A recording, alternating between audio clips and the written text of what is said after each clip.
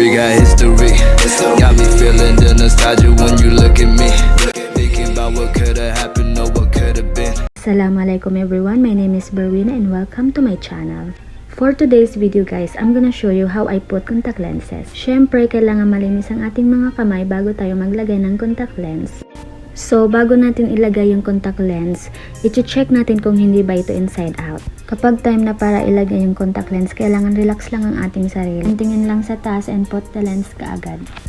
So, ayan, nalagay ko na yung kabila. So, sa kabila naman tayo. Don't forget to check the contact lens. And then, ayan, same process tulad ng kanina. So, ayan, we are done. Sana nag-enjoy kayo. Thank you for watching.